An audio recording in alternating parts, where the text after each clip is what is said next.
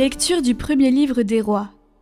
En ces jours-là, sur l'ordre du prophète Élie, au bout d'un certain temps, il ne tombait plus une goutte de pluie dans tout le pays, et le torrent où buvait le prophète finit par être à sec.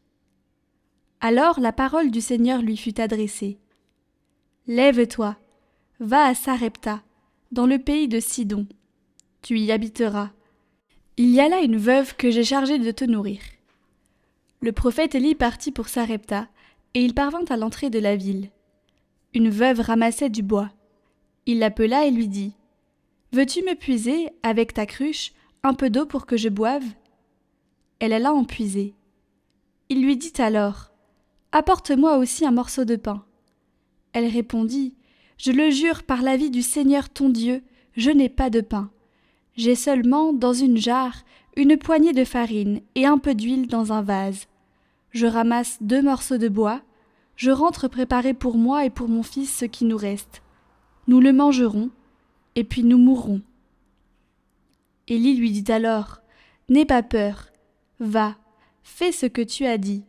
Mais d'abord, cuis-moi une petite galette et apporte-la-moi.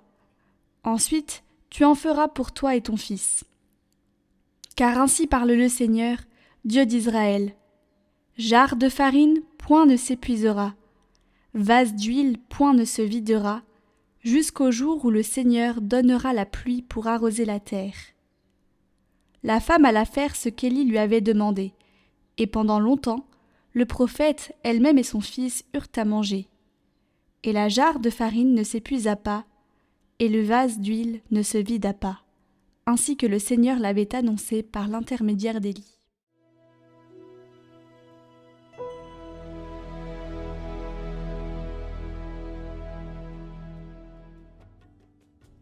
Sur nous, Seigneur, que s'illumine ton visage. Quand je crie, réponds-moi, Dieu ma justice.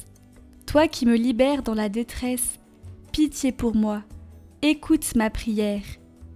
Fils des hommes, jusqu'où irez-vous dans l'insulte à ma gloire, l'amour du néant et la course au mensonge? Songez que le Seigneur a mis à part son fidèle. Le Seigneur entend quand je crie vers lui. Mais vous, tremblez, ne péchez pas, réfléchissez dans le secret, faites silence.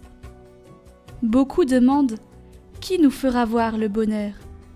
Sur nous, Seigneur, que s'illumine ton visage. Tu mets dans mon cœur plus de joie que toutes leurs vendanges et leurs moissons.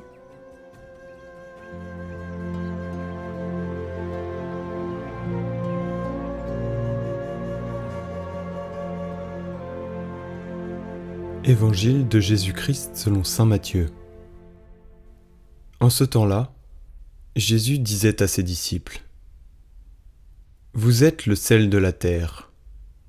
Mais si le sel devient fade, comment lui rendre de la saveur ? Il ne vaut plus rien. On le jette dehors et il est piétiné par les gens. Vous êtes la lumière du monde. Une ville située sur une montagne ne peut être cachée. Et l'on n'allume pas une lampe pour la mettre sous le boisseau. On la met sur le lampadaire, et elle brille pour tous ceux qui sont dans la maison. De même que votre lumière brille devant les hommes. Alors, voyant ce que vous faites de bien, ils rendront gloire à votre Père qui est aux cieux.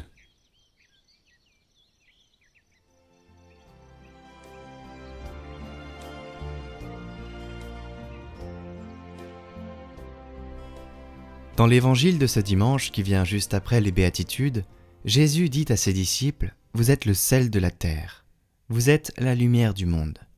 Cela nous étonne un peu si nous pensons à ceux que Jésus avait devant lui quand il prononçait ces paroles. Qui étaient ses disciples ? C'étaient des pécheurs, des gens simples. Mais Jésus les regarde avec les yeux de Dieu et son affirmation se comprend justement comme une conséquence des béatitudes. Il veut dire, si vous êtes pauvre en esprit, si vous êtes doux, si vous avez le cœur pur, si vous êtes miséricordieux, vous serez le sel de la terre et la lumière du monde. Le chrétien devrait être une personne lumineuse qui apporte la lumière, qui donne toujours la lumière. Une lumière qui ne lui appartient pas. mais c'est le cadeau de Dieu, c'est le cadeau de Jésus.